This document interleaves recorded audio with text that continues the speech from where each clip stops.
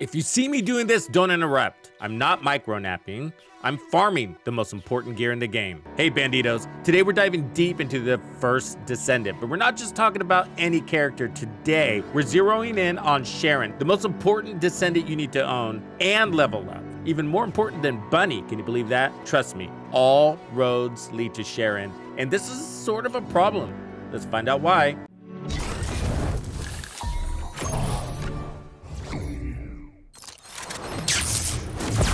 Makes it exciting!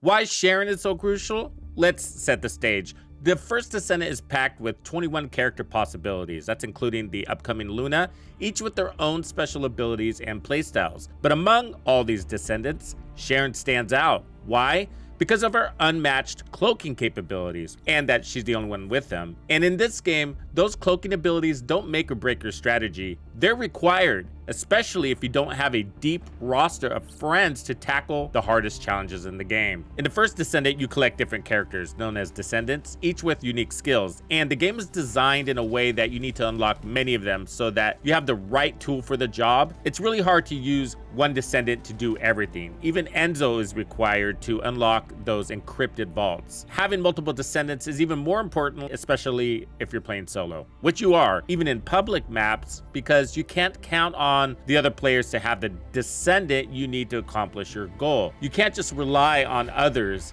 here. You need to equip the tool to have a better shot at getting it done in a realistic time frame. So you use the Descendant skills to take on missions, defeat enemies, and gather loot. But as you progress, you'll find that some missions require specific strategies and characters. And that's where Sharon comes in. What makes her so special? Well, it's her ability to cloak and go undetected. This skill isn't just a game changer when it comes to strategic outposts. It's required because you need to hack the terminals without getting caught. And she's the only one with the cloaking capability. But there's a catch. On the hard mode, you need a sufficient cloaking duration to get through all of the terminals.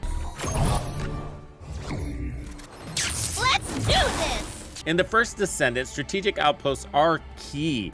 They're where you get the ultimate weapons and Descendant materials you need to level up your character. Have you noticed how much time you're spending at these? But these outposts aren't just a walk in the park for characters who don't have great mob clearing talents, like Sharon. And most of the patterns you're looking for in the end game can't be acquired unless you hack the terminals without being detected. If you haven't found that to be the case yet, you will. This is where Sharon's cloaking ability is crucial. This is vital for progressing through the game and obtaining those ultimate weapons and Descendant materials. If you don't have Sharon, full stop. It's possible to hang around an outpost waiting for a Sharon to come through, but boy oh boy, is that gonna change your farming experience. So in hard mode, the stakes are even higher. You need Sharon's cloaking ability to last enough to get through all the terminals. We're talking at least 17 seconds to do it. You can do half of them and then go hide if you keep an eye on your timer. Let your cloaking come back and then hop back in there and do the other two. But if you don't have a good cooldown duration combination on Sharon, once you get those out of the way, you have a bigger issue. The boss and his hounds are ready to clobber you, and Sharon isn't the best at mobbing solo. The best remedy?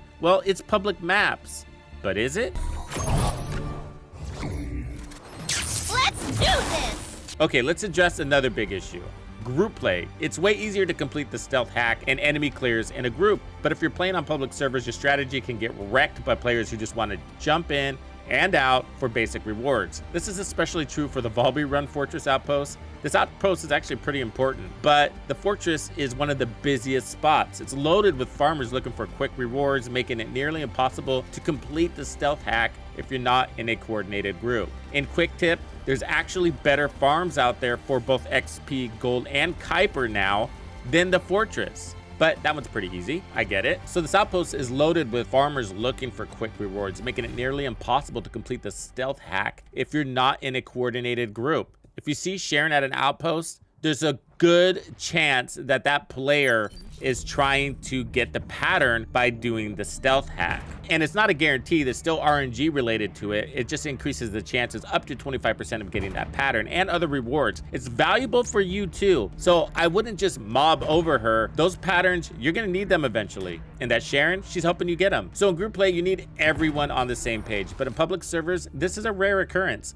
Players often have their own agendas, which can ruin your carefully planned strategy. For those who prefer to play solo, especially on hard mode, Sharon Sharon can be tough to use effectively. The boss and his minions can easily overrun you if you're not prepared. Now here's the deal. Getting Sharon is easy. Most of you probably already have her. She's one of the first descendants you unlock through the campaign. But to get Sharon to the point where she can handle these challenges, you need to invest heavily in her. This means grinding for resources to level her abilities and extend her cloaking duration. You don't have to put in an energy activator or catalyst to get her time to about 17 seconds or so, but to push her ability to take on the mobs solo, you're going to need to put some resources into her so that you can pump up her defense. So you're gonna need to grind for resources to level up her abilities and extend her cloaking duration. So expect to pour a lot of time and resources into Sharon. It's a grind, but trust me, it's worth it. If you can't do these solo, it's gonna make it difficult to have a farming strategy. So start as early as possible to get her abilities up to par. If you min-max Sharon for stealth mode, clearing enemies becomes a real challenge. The best counter is a heavy weapon investment on something like the Thunder Cage that does well at mobbing. And that's good news because you're probably using that weapon on other characters too. And a sniper for taking out monsters and colossus. She can be used in those void intercept fights. So the problem with solo play, many players, especially new ones, might not have a solid friends list to rely on for these missions. This makes solo play even more challenging. I've heard a lot of players calling for clans in this game, and this would help resolve that, but that's another video. And what else would fix this? Sharon needs a buff to her base stats to make her better at solo mobbing, especially for hard mode. This would help balance her stealth capabilities with her combat effectiveness, making it easier for players to clear enemies and complete missions on their own. And the devs need to notice that, because there are a lot of people that really enjoy this game solo. I personally like playing it in group, but the coordination, hurting cats. So one thing, increasing durability by boosting Sharon's health and shields would allow her to survive longer in combat, even when you're focusing on stealth. Or a mod that allows her to stay cloaked for something like 5 seconds after engaging in combat. This would make it easier to clear out mobs of enemies without compromising herself or the stealth build. Until we get that buff, you're gonna need to maximize Sharon's potential in the game for solo mode. This is what I recommend at a high level. Then we're gonna walk through the build I put together. Let's do this! So tip 1, start investing in Sharon's abilities as early as possible. Focus on duration to extend her cloaking, and from there, improve her defense. Be strategic with your resources. Prioritize mod upgrades that enhance her survivability and damage output without sacrificing stealth. So there's some mods that will give you skill cooldown or duration while giving you defense. Look to those. You're gonna be able to min-max her skill duration pretty easily. So your catalyst investments probably are all gonna go into her defense and maybe some cooldown. Another tip, if you're playing in public servers, try to coordinate with your team as much as possible. Get them to notice that you're trying to do a Sharon thing. I've tried to do this sometimes and people just don't seem to care. But I hope that as videos like this get released and people kind of get it, like, oh crap, this is a big deal that I have these patterns, I better follow Sharon's lead, then more people will come around. But there's a chat function, so use that to communicate your strategy and ensure everyone is on the same page. For solo players, focus on mastering Sharon's stealth abilities. Use hit and run tactic. You can for sure clear the mobs faster with Bunny, but in order to do the hack, that's just not gonna be possible. So use hit and run tactics to whittle down the enemies and avoid getting overrun by the boss and his minions. Okay, so let's walk through this build because that's exactly what I have her set up to do. Let's do this! I wanted to release this video right now because I feel like it's really pressing to progress in the game, but unfortunately I'm right in the middle of prestige leveling Sharon. I just added a catalyst to her build so that I can pump in some more defense. So just keep that in mind. She's way better than what you're seeing in the gameplay right now. But what I want you to focus on at this moment is the 19.3 seconds. That's just about plenty of time to do most of the outpost terminals. But the more time you have, the better. So if you find ways, take advantage, because what you want to do after you hit the last terminal is turn around and use her fourth on the boss as soon as possible. Get that hit out. Now with this build, by the time you do that, your cooldown on your stealth ability is gonna be done. So your stealth will be back. So in a perfect run, you'll take out all of the terminals, you'll whack the boss with your 4, and then you'll re-engage your stealth or your number 2. And so that's how I have this build set up. And then from there, you're gonna be going stealth, hitting the boss with your 1, which is her cutoff beam, and then taking out the minions with her primary weapon, which is the Thunder Cage, and I'll walk through that. But this is just to give you a gist. So as soon as I have more catalyst in her, I'm gonna probably pump in some defense too, but we're not too shabby here. The key elements here are skill cooldown, duration, MP, or decrease in cost, HP, and then defense. I got time distribution. This is a 2-for-1. I love that. So skill cooldown down, max HP, 52%. So that's great. You want more HP here than shields or defense overall. And then I got MP recovery at 24%. That's helping me have enough energy so that I can spam her skills, because they're going to be coming back really quickly here. So notice my module capacity is at 78 right now, and it could go higher as soon as I get her Transcendant in here, which I'm planning on doing. I'm just saving some Kuiper and gold at the moment, just because I'm leveling her up. So once I get her to level 40, I'll slip in. Release Cutting Force, which modifies her cutting beam so that it can be unleashed as a sword aura. That's not very descriptive, but basically what this does, it's like a giant ninja star. And so she can throw it. It basically turns her cutoff beam, which is the sword, into something that can be done at long range. Very helpful, trust me, because how many times do you go in with her cutoff beam and you don't land any shots at anybody? Well, maybe I'm the only one, but it happens a lot. Okay, so energy collection, so that's so we can spam her skills more. And then skill cost, so we're making her skills cheaper so that we can use them more often. It does take a little bit off the top in MP. As I pump up some of these other ones like energy collection, you could probably get rid of skill cost. Once this is maxed out, you could probably get rid of this one, which I'm looking to do. So then there's agony. You got max MP plus 8.5, and then this gives us defense. So this is another 2-for-1. I really like this one. I'm using it a lot on a lot of different characters. There's multi-talented, so this is key. So we're really focusing on the dimension one here. So when using a dimension active skill, you're gonna get a negative 20.5% cooldown on all your skills for 5 seconds. So it's gonna accelerate your ability to use your skills, to spam them. So basically your uptime is really good with her. The more you use your skills, the faster you get to use her skills. You'll notice that her 1, 2, and 3 come back really fast, because if you look closely here, her duration is 19 seconds, but her cooldown is 17 seconds. So that means you have a negative 2-second overlap. In other words, the duration is longer than her cooldown. So by the time the duration is up, you can use it again. So you can spam this back to back to back. And that's why we have it set up that way. But keep in mind, multi-talented isn't represented in that stat. So that negative 20%, that's not showing in there. So the reality is that gap between the duration and the cooldown is actually, well, 20% greater or more, really, depending on how much you're spamming. So what's important about her number 2, besides being invisible and hacking, is that when you strike the enemies when she's invisible, you're gonna get 100% outgoing damage increase. That's called ambush. So we wanna use that basically on everything. And that's her real damage potential. It's when she's invisible. And that's why she's not so great at mobbing, because as soon as you engage the enemies, you're no longer invisible. You just lost 100% damage. So you want to strike fast, strike hard here. What I want you to notice is like how many of these skills are actually dimension. So this one's actually fusion, and this one's dimension, this one's dimension, and then this one's fusion. So every time you use your cloaking ability, which is apparently going to be a lot, you're going to be taking off 20% cooldown on all the other skills. So that's multi-talented, really good at those that want to span skills, especially if there's a dimension skill there. So look for that. And then we got increased HP. I got this loaded up here. As you can see, there's a catalyst behind it. And then skill extension, that's duration. So that's going to her cloaking. And then maximize duration. So there's 40% more.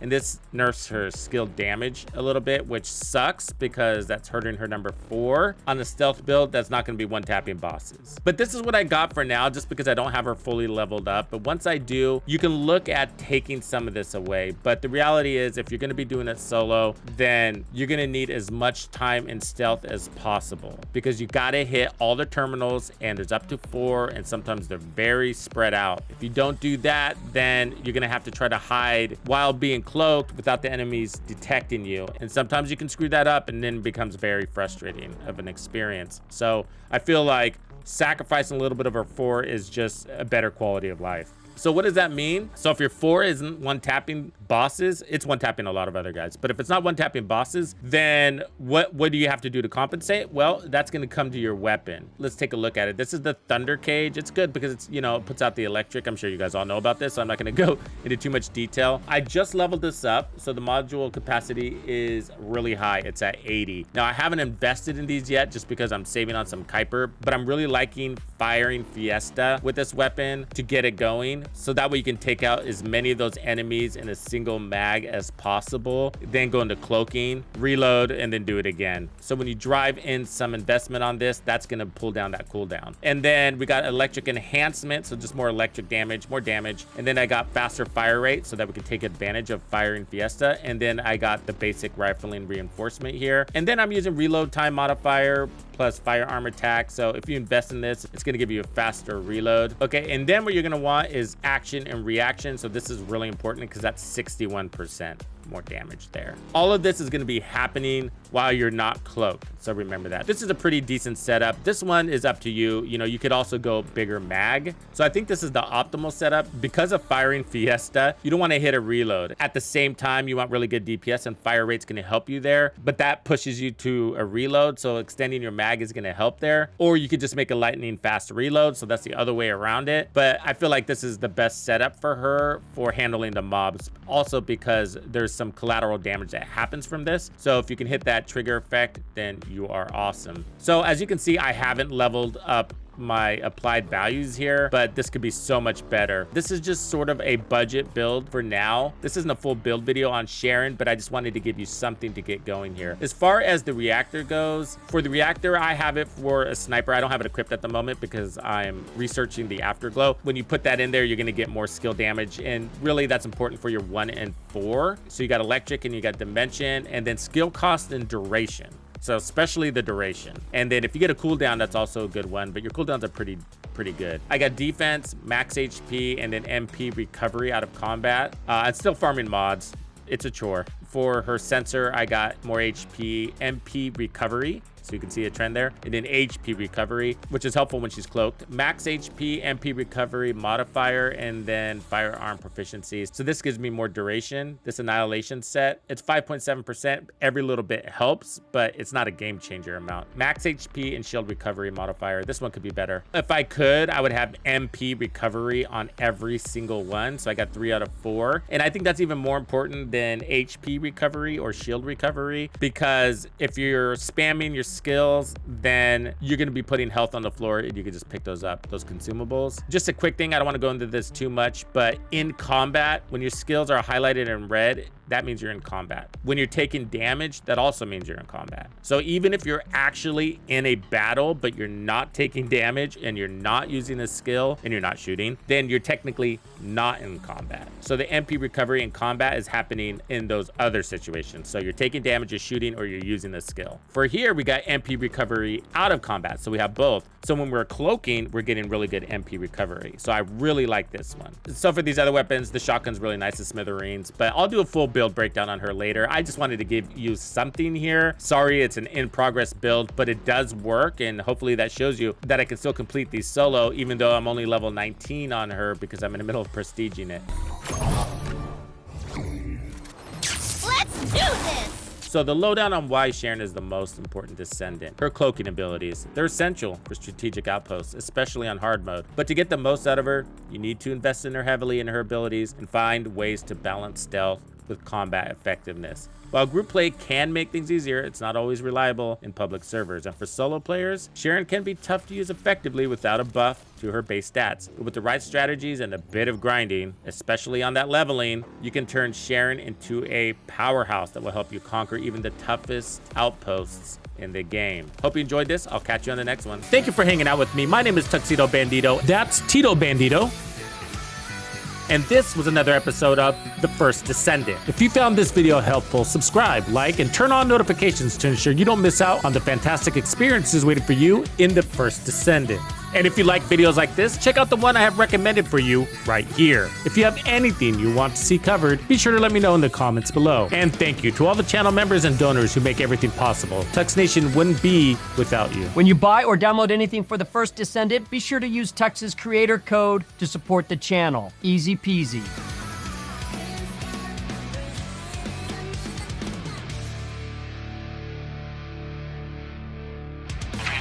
Follow me. I get it.